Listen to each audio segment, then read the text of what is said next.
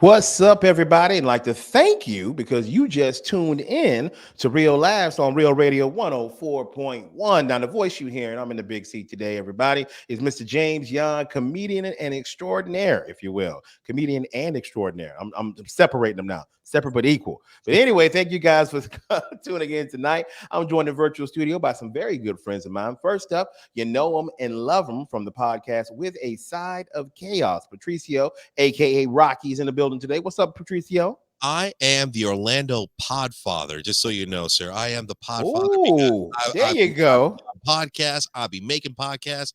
Shout out to one of my clients, Maria Sellers. Her podcast, What the Heel, hit, and it's freaking amazing. We've gotten great reviews. So nice. Check it out when you have a chance. What the Heel podcast. I love it, man. Now, I'd be remiss if I didn't mention this next gentleman. I'm talking about the godfather of Orlando comedy, the man, the myth, the legend himself. Mr. Ken Miller is in the house. What's up, man? What's up, bro? Hey, man, I meant yesterday we was talking about weirdo going to do drugs or whatever. And he talked about getting pepper spray, and I wanted to cut in, but my mic had messed up. Because you know, in the military, we had to go through that gas chamber. You did. Yeah. I forgot that. Bro. And when we do it, I was a squad leader, which means I went last. So it's like eight to 10 dudes in front of me. So you go in there, you got your mask on. They make you take the mask off, then they make you reseal it. And I was panicking. The drill sergeant, bam, threw me against the wall and put his hand up and helped me seal it. And then you seal it. Once you seal it and you realize you're breathing, you're not getting any of the chemicals, they make you do a left face, and then you have to march out. You can't run. You have to march out. And then you take that mask off and you try to hold your breath as long as you can. And it's always somebody in front of you that freaks out, bro. And we had lunch before that. Oh. Man, let me tell you something. I got out of there, bro. I was throwing up beef stew. I had a cube of potato cube come out my nose, bro. Ken Miller, bro. Yeah, bro. Basic training, 1995, Fort Jackson, South Carolina. Shout out to Fort Jackson. Oh my God, you guys had to do that. There was no choice, right, bro? Anything the enemy gonna do to us, they gonna put us through it to see if we can survive. That's funny. Yeah. Ken did his and he didn't get paid for it. Patricio had to pay $200 to do it, bro. Hey, you know what's crazy, man? You go through all of that as a soldier, and because some of us may never be in any type of war situation. Like I was a computer guy. Like my first duty station was a tactical unit, and we almost got deployed a couple of times. But other than that, I was in the White House after that. Bro, didn't shoot an M16 for 5 years. Didn't have to throw a grenade. Didn't have to do none of that. It's funny because you was in the service and I seen more gunshots than you. And I'm just married to a Puerto Rican woman. Hey, I was just telling somebody. I was just real quick. I was just telling somebody the other day. We were at an open mic, and I would do. You know, I always do the fake pop, pop. Always joking around. Yeah. I have never shot a handgun. What? I have shot an M16. I've shot a machine gun. I've shot a 249. I've shot a the one got the little rocket at the bottom, one of those. Yeah. I've let off a Claymore mine. I have thrown grenades. Never, but not a ever, handgun. ever, never shot a handgun. Ever. Rat-a-Tat-Tat? Nope. All. Hey, first off, can we just talk about who decided in hip hop that it was gonna be rat-a-tat-tat? Yeah, that's a good question, man. Rat-a-tat-tat, because it don't sound like that. It don't sound like that at all, man. Yeah, that was Master P, wasn't it? Man, it might have been somebody before Matt. No, it was Slick Rick.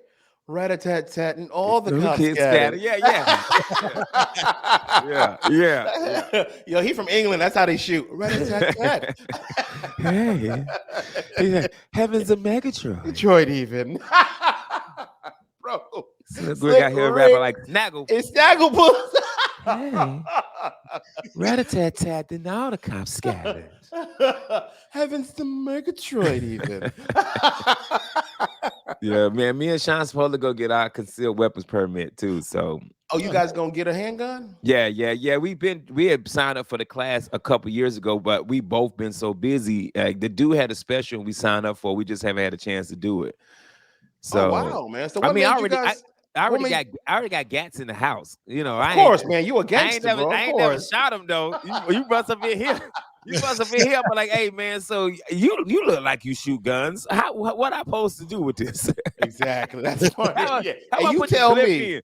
Hey, the Hey, dude man. robbing the house. Oh yeah. So you put it in like that, man, Yes. and then cock it back. And see this the safety. You Uh-huh. gotta have Yeah. it because if I came in here and you ain't got the safety on, look, I'm a pop. You know what I'm saying? So I need you to pop it back. Cool, man. Thanks for showing me. Thanks, bro. Then I put your damn hands up. Put them up.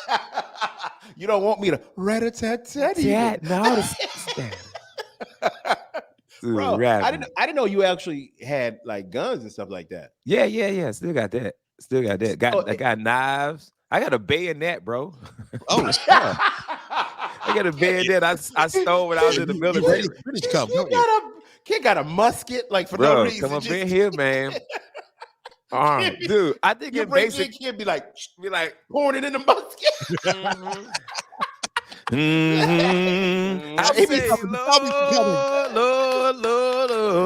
You break in the kid's house, all you hear is Noah load the animal 2 by 2, a fox and a zebra and a kangaroo. Hey, what do you say? I goes in the war with the rifle in one hand and the good book in the other. I say, Lord. Mhm. Bro, I used to laugh because I'm like, yo, who am I getting this close to at wartime that I need a bayonet? You know what I'm saying? Like this ain't like we're not going into war with the drummer up front. You know what I mean? Like what do I need a bayonet for, bro? Oh, you got the dude playing the rumpa pum pum. Well, I mean that's what it was. I mean, when I'm sure, like when you had one shot, and of course, if you're in close combat, you have that lunge at them with the distance with the length of the gun itself, and then boom, you had your sword, and it was close, hand-to-hand combat at that point. Man, But that's no, why that's I back in like the New War. 1800s though. Yeah, that's why I like New War, James. We I'm dropping sending a drone. We dropping that bomb. I ain't about to be walking up to you fighting. Start something with me if you want to. Hey, it's a buddy somewhere like that. Yeah, I got you. Bam. Bro, I'm not even gonna fight you on the street. I'm like, yo, you want this smoke? Call a drone in. Hey, the slaves would have been free real fast if we had this. With the one button like a Atari controller.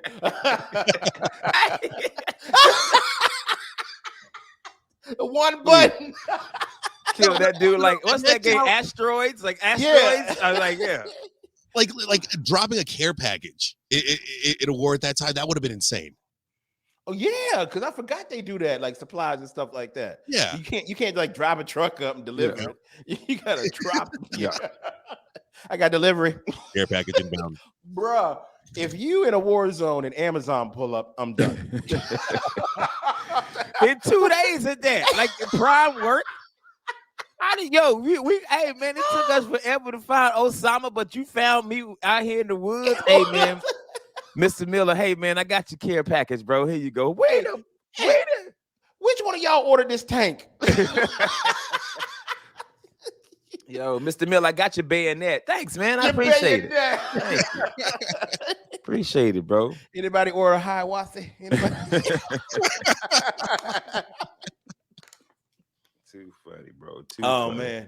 Before we go on, I got to remind everybody once again on March 22nd. That's right. We have a Real Laughs comedy show at the Orlando Improv. Again, that's March 22nd. Go to improvorlando.com.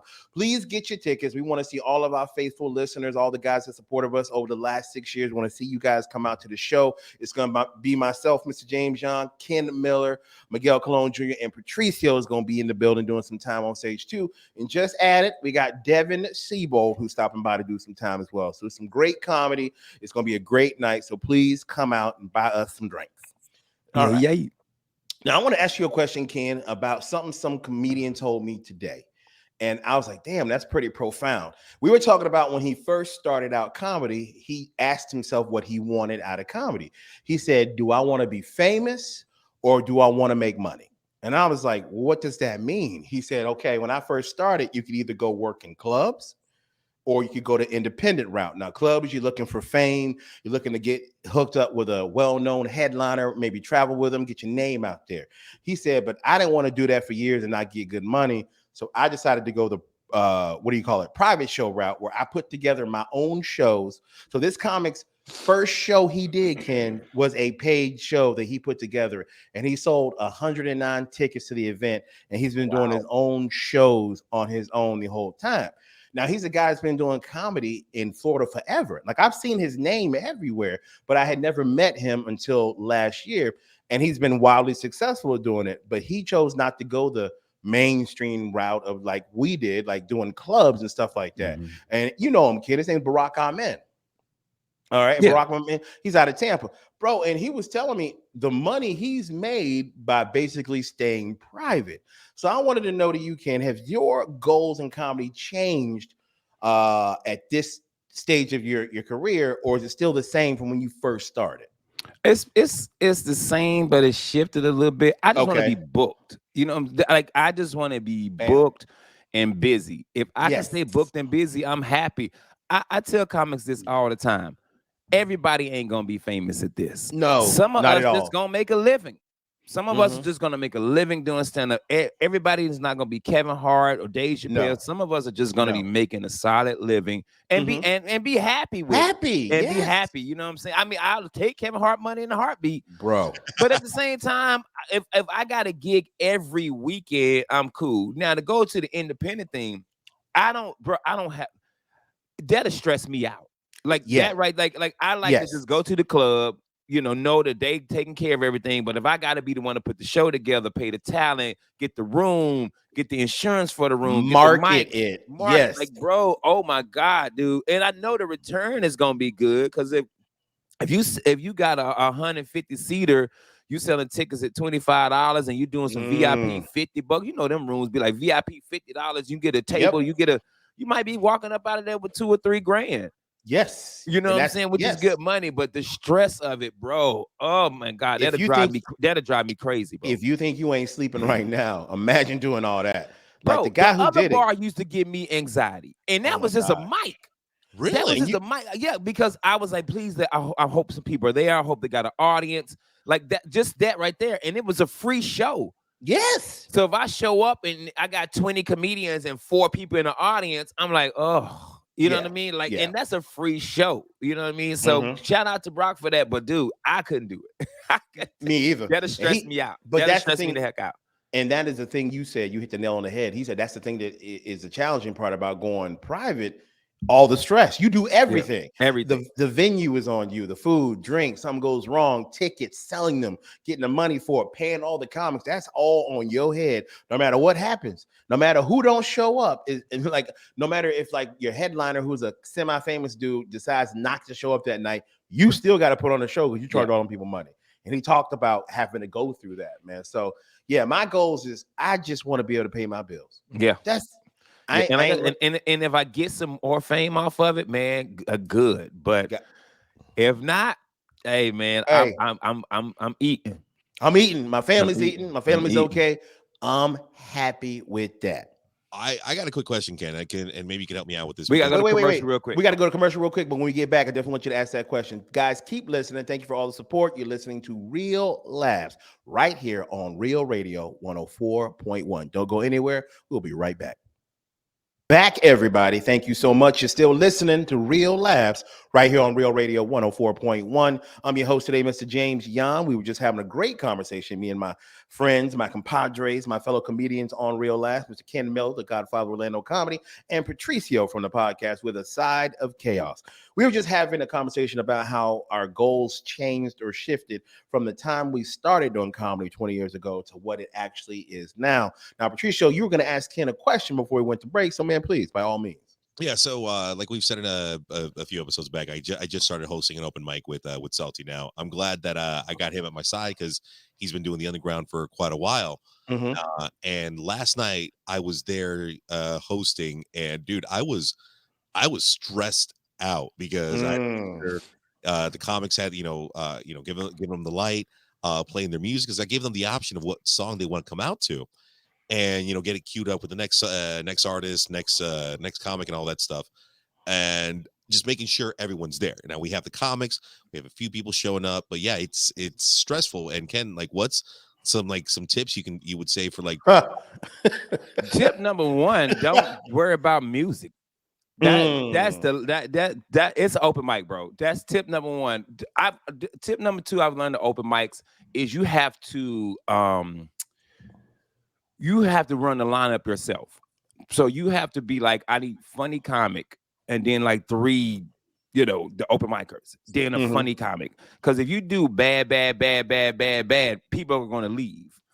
So I learned that, like, okay, so the first person I put up is gonna be a killer. So the audience is like, oh man, okay. And then the second person I put up might be a little mid. Then maybe 3, 4 gonna be some true open micers. Then I throw another killer up. You know what I'm saying? So usually my 1, 4, 7, like every 3 or 4 comics would be a working comedian. Okay. That was a working comic. You know what I'm saying? Like if a Dwayne or Chris or Marvin, or one of them cats show up, you're like, okay, he's a working comic. Or if it's a cat you saw, you're like, oh, I like this dude, he's funny, I could put him in here. But if you go bad, your audience is gonna get up and go. Your audience is gonna go. But that was honestly that was the one thing I had to learn was doing the lineup myself and not let people just take over the list. Because if you let them take over the list, bro, you'll have 4 or 5 really bad comics in a row, and that's gonna mess your thing up. So it's okay for you to be like, hey, you can have number 3 and 4, but 5 is for some, for working comics. It's okay for you to do that. That's how I did it. You know what I'm saying? And it worked. And it worked for me. And it worked. And I gotta shout you. Go ahead. I'm sorry. Go ahead, Patricio. Follow up. Nice. Thank you so much for that one, man. I appreciate that, Ken.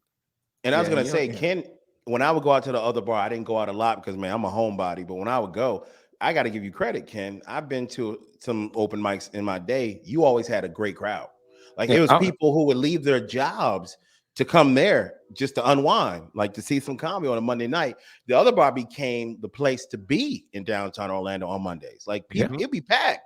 People would walk up. It had a lot of traffic, and it was cool because the comics would go outside because Ken kicked us all out because he was talking inside. Yeah, because we was loud as hell. But we would be outside. We got to actually hang. And what I miss about those days is I don't see comics as much as I did back then. Like I used to see all the up and coming guys. I would see all the guys I started with from my class. I would see the guys that I normally don't get to work with because we're headliners. So the camaraderie is what I miss from that open mic. And it was always a good time. Everybody always showed each other a lot of love. And Ken would always do things to break up the monotony in Patricio when it came to an open mic. It wasn't just an open mic regular all the time. He would do his March Madness competition where it'd be brackets just like the basketball tournament, and he would do comic versus comic, and there'd be an ultimate winner. Ken would have like celebrity guests stop in and do sets, like God Rest the Dead. Man, I'll never forget the time he had Dustin Diamond come through. That place was packed, dude, full of people, and it's just a good time, a good vibe, man. So if you want to ask any questions about open mic, man, Ken's definitely the dude to ask. I treated it like a show. Yeah, that's what I would tell comedians. I treated it like for instance, I saw a comedian post a video of the other bar last night, and somebody got on stage and was going back and forth with the person. Now, I don't know if it was it was planned or whatever. And I commented, this would have never happened if Ken Miller was around. Wow. Oh, no. I do. For the first couple of years, I had a door guy. Yeah. Like, hey man, you got to throw them out. Like, you know, if you in here talking, you got to go. Like, it's open mic. One dude told me, he said, man, I get the heckle. No, he said haggle. I said, first of all, it's not haggle. It's heckle. We had a swap meet. He's like, yeah, because when we up in New York, we get the haggle with the comedian. I said, first of all, you a liar. I said, ain't no club gonna let you go back and forth with the comedian. Number 2 is heckle. I said, bro, look, there's a bar outside. That's why we have 2 bars.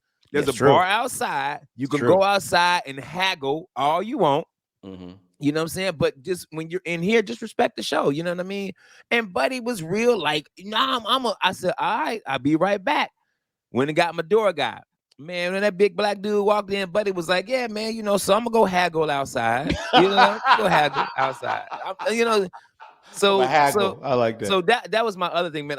I wanted it to be like a comedy show. You know, And it was. I kept it. We kept it at 90 minutes, and Mhm. sometimes we would hit 2 hours, but for the most time we kept it 90 minutes like a real comedy show. Yep. And I just tried to stagger the comedians with funny, some funny, and then some of them. I ain't gonna say bad, comedians trying to learn their voice, get They their voice. knew. They The new green. comics, Yeah, man.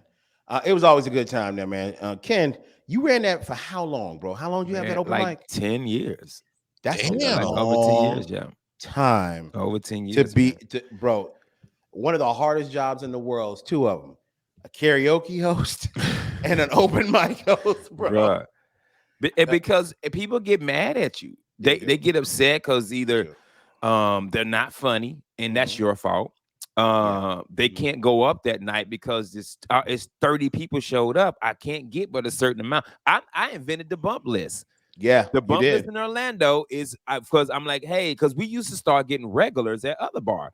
So I'm like, look, man, I can't have you going up every week doing the same exact jokes. I said, so I'm gonna bump you, or we had to end the show at a certain time. When we first started, we started at 9 o'clock. We were done at 10:30. We were done.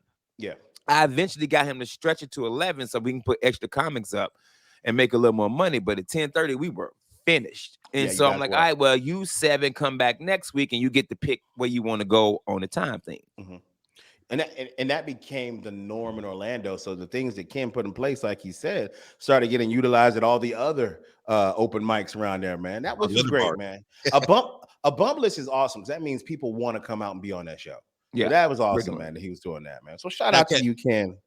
That Ken, real quick. Appreciate him. Now, as a host, and let's say someone where you give them the light and they got that 1 minute and they go past that 1 minute, that minute and a half. Now they're in that 2 minutes. Now you're eating into another comics time. Like, how do you get them off?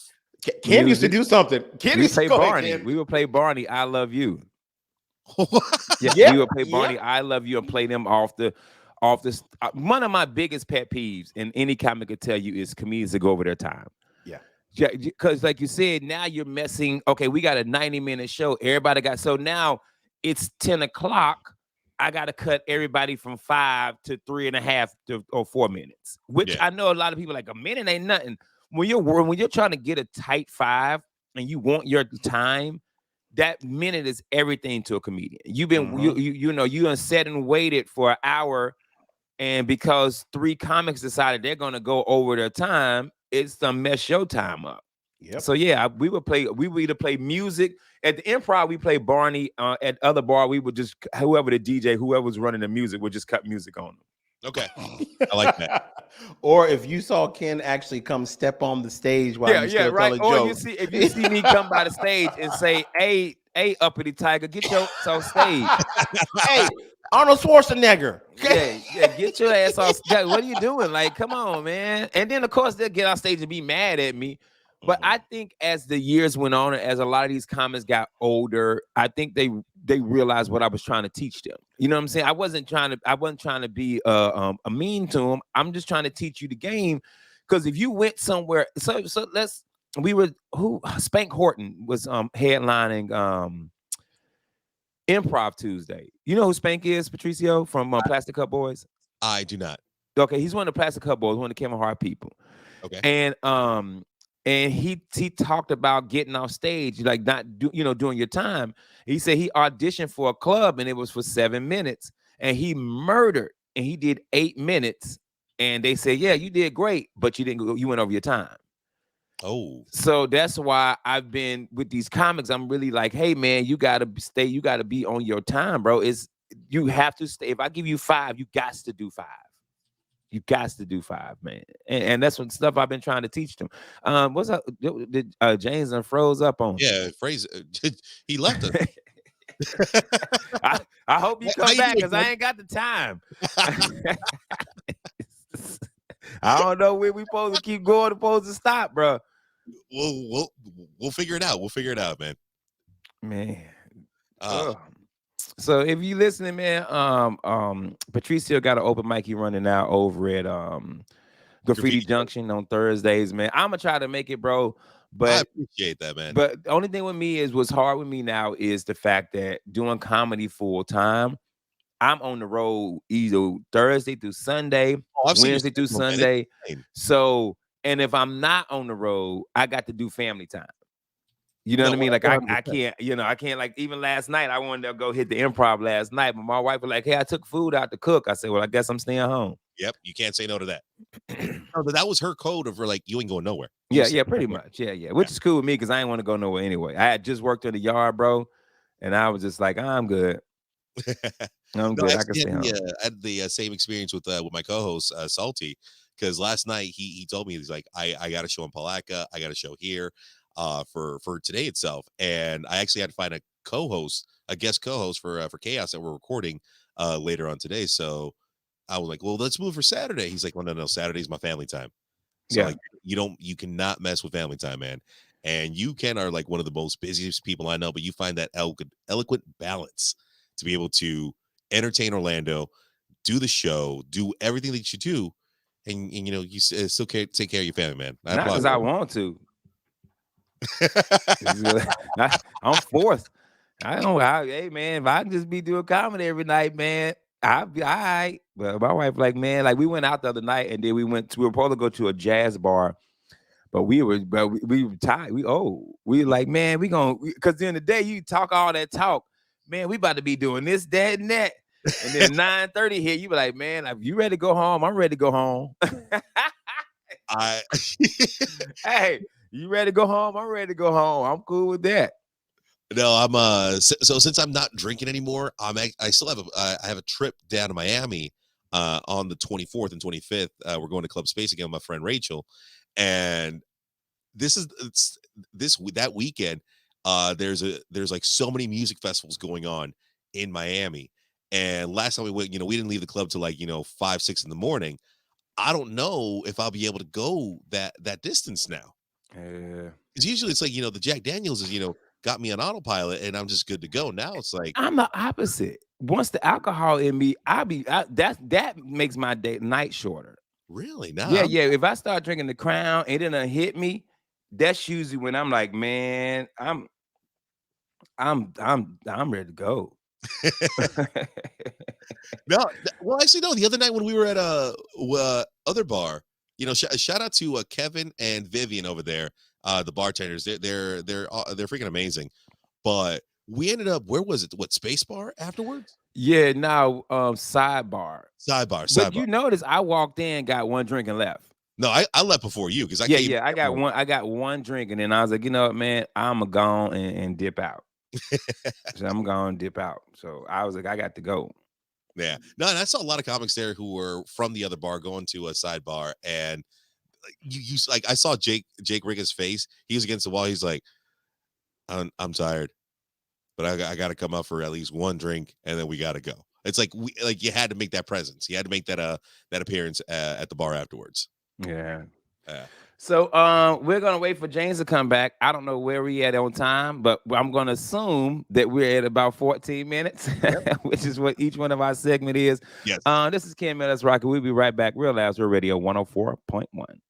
Welcome back, everybody. That's right. You're still tuned in to Real Laughs right here on Real Radio 104.1. Thank you guys for always supporting us over the last 6 years. It's been amazing. Remind you to please follow us on all our social media platforms. I'm talking YouTube, Instagram, talking Facebook. Please go out there, give us a like, subscribe, comment, share it, all that stuff. It always helps, and it always makes us feel a little bit better when we see you guys at our comedy shows. You come up to us and tell us that we are what you needed. Because you're going through some tough times, you're stressed out, you can't sleep like Ken. So Real Laughs will help put your ass to bed. That's right. I'm joined the bed. Now I'm joined in virtual studio by some really good friends of mine. Mr. Ken Miller's in the house, Godfather Orlando Comedy, and Patricio from the podcast With a Side of Chaos. I always want to shout you out, Patricio, because, man, like we said before, you do a lot of jobs, sir. You do 2 podcasts, you work for a law firm, you host 3 nights a week now, right? I do a lot more than 2 podcasts. How many podcasts? No, you're actually on 2 though. Yeah. I'm on 2, and I produce 6 others. Bro, you don't sleep. Like, you just stay up doing What 2 ayahuasca. podcasts are you on? I do With a Side of Chaos. Mm-hmm. I have my own solo show called The One-on-Ones. I also do Legal Morse of Action with Attorney Morse, and then the other side projects that basically are right now. So you just got 2 podcasts. Because I never heard it. I've never seen With Facade Chaos anywhere. So I still don't think it's real. Oh, I don't know why you keep doing this to us, Patricio. It ain't real. Stop it, Patricio. When you went to the Charmin, that should have been something you talked about, lying to us about this podcast, bro. You like Tommy from Martin. I got a podcast. Ain't nobody seen your podcast, bro. No. You don't you dare Tommy me, man. How dare you? I ain't never seen it. It's funny when Ken says that it ain't a real podcast. I think he's been on it like twice. Yeah. He was. Hey, and ain't seen one episode of me on it yet, James. Had him on the election episode because like I even had you, James, that day on the election. Yes. Episode. Yeah, you guys chimed in on that. Yes, man. Trying to tell y'all, man. He's like, it ain't real. It ain't real, bro. But no, man. Yeah, it's I do ghost edits for companies as well. So my 9 to 5 is my 9 to 5, and then afterwards, yeah, I actually put a post on my social media yesterday. Just because you see me out doesn't mean I clocked out. True that. That's a good one. Bars out here, son. I'm the Podfather, bro. I'm the Podfather. I'm gonna give you your nickname, the Podfather of Orlando. Y'all got to give it up for Patricio, aka Rocky. Yes, out in these streets. Yes, sir. Now Man, I'm about to get back in this car, bro. I'm about to be ranting it, bro. There you go. Bro, I'm about to be back in the car because I keep seeing all these cats blowing up in social media, man. I got to get back in the car, bro. I already got like 8 topics. There you go. I'm just gonna hit them. I'm just gonna change shirts. I'm just gonna change shirts, bro. Hey, what Ken is talking about, people that listen right now. We had a conversation the other day about all these comedians that we know that blew up on social media doing videos, and we're like, man, we got to do more. we got to start being out here. I'm gonna start dancing on TikTok, like I'm doing everything, bro. I'm about to do the good knees. I'm about to do the good knees, Meg chat. I'm doing everything, hey, bro. Hey, speaking of knees, bro, I'm in pain today, kid. What did you do? Worked in my yard. So my backyard is like woods and forests. So it's just leaves everywhere. Yeah. So I had to rake up all these leaves. So don't tell nobody, man. Keep this on the down low. So I just throw them over the fence. But look. In your neighbor's yard? No, it's like woods behind me. So I just throw them over the fence. Okay. Which is gonna come back to haunt me because it's piling up. Mm-hmm. So I think like a month or two, I'm gonna have this pile of looking like Pizza the Hut piled up, talking to me. But I had to put another ring floodlight in the backyard. With the cameras and everything. No crime thing. Just when my wife wanted to be safe. But you got I've seen your house. You in a pretty good neighborhood. Like, you got a nice neighborhood. Great neighborhood. Love nice neighborhood, man. But my house is 1995. Mm-hmm. So the wiring is not little news. So I had to find the ground wire, bro. I had to take this thing apart, and as I'm taking it apart, it's been on there so long. I'm pulling it, fall my ass right off the ladder, bro. Oh, Ken, no, bro, fall off the ladder. How did you land? Oh, on my side. Okay, like on the side. So, but usually I can catch my footing, but I pulled it. And I just couldn't. So I'm like, don't fall on your back because you're going to hit your head. So as I'm falling, I try to, I do this twist in the air. So I fall on my side, call my wife. She don't pick the phone up. I was like, all right. Wait a minute. No, she don't pick the phone up. Did you have a talk with her later? Like, hey, I fell off the ladder. I'm going to get to that. Okay. I get back on. It's getting dark. I have to get this ring up because I'm hitting the road soon. Mm-hmm. So I finally get it. in rigged in how I want it, and it's on. Schwarzenegger rigged. Bro, I come back in the house and my wife's like, you done? I want to go see it. I said, no. She said, what? What's wrong? I said, I called you. I fell off the ladder. She said, oh my God. I was on the phone with a client trying to sell a house. I was like, I don't care if you on the phone with Jesus. If I'm in the backyard and I call you, that means something wrong. Because no, I won't I won't hit you up. Yeah, I won't said mess that with meant something was wrong. Uh-huh. And she said, I'm so sorry. What are you gonna do? I said, I'm about to drink. Wow. James, I That is got a hilarious. crown on the rocks and would have sat on my front porch. Mhm. Just Man. just mad. You the grumpy old dude now. Just mad. Hey, but that backyard looked good and the ring up. that back ring though. Bro, it had got dark. And I was back there with my flashlight, and I finally got it. And once you get it on, then you got to program it. You got to connect it to the Wi. Like you got to go through all these steps to get it to work. Bro, that's damn. Next time you gonna call somebody to do that. Yo, usually Chris will come over and help me in the backyard. I pay him some money.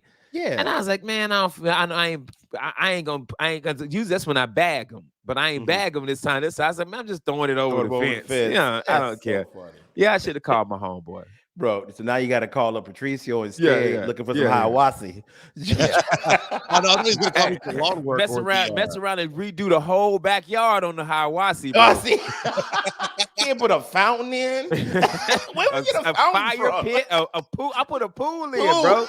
No, well, here's the crazy thing. I get called all the time by my friends, and like they know that I'll do it because I love doing it.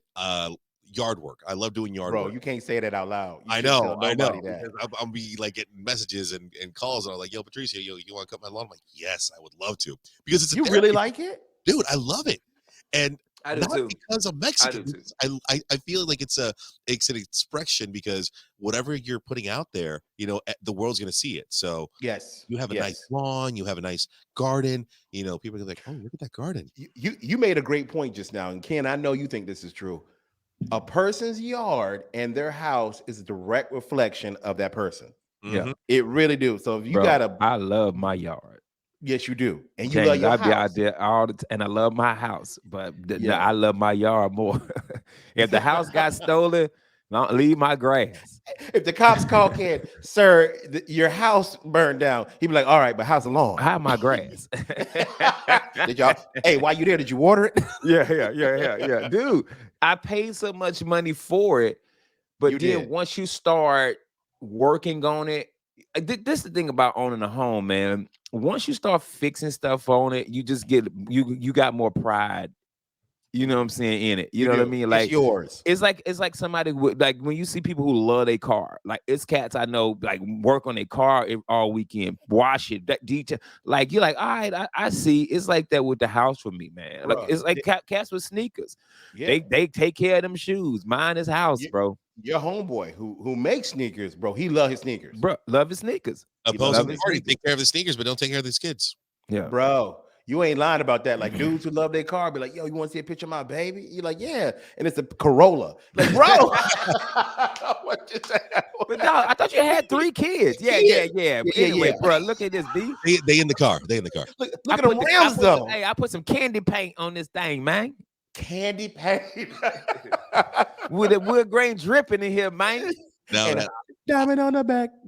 I hate that I gotta say it like this. I hate that I say it like this, but like I gotta be snitch every now and then because I have to do deep dives into social media for sometimes opposing party because we have to show proof that like, okay, so he's behind, $32,000 on child support, but he got money to, buy a new car. He's got money to go on vacation. He's got money to do this and this. $32,000 behind on like you ain't paid in ever, bro. Like, ever, like ever, bro.